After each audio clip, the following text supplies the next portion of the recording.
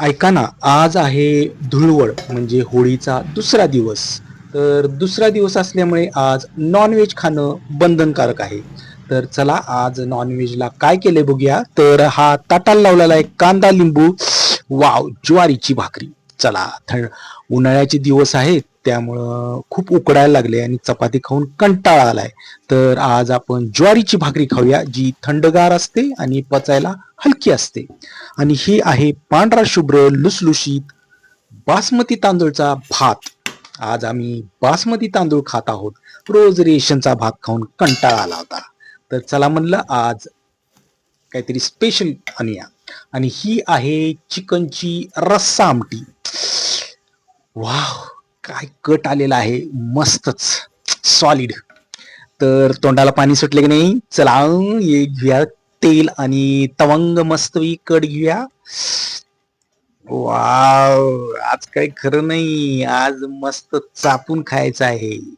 तर चला चिकनचे हे तुकडे थोडेच घेऊया.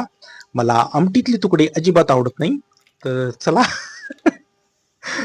तुम्ही आणि कमेंट पास करू नका. मी आपलं सहजच बोलत असतो. चालते मला कसलेही कमेंट केले तरी.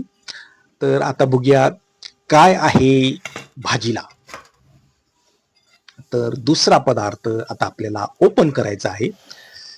हे झाकून ठेवूया नाहीतर घरातले ओरडतील. वाव! चिकनच्या तंगड्या. चला आज आपण चिकनच्या तंगड्या हाणायच्या आहेत. मस्तपैकी ही एक तंगडी उचलली. खूप गरम आहे. भाजलं हाताला. चला ताटात घेऊया. ही एक झाली चिकनची तंगडी एका साईडला लावूया आणि दुसरी तंगडी घेऊया का नको.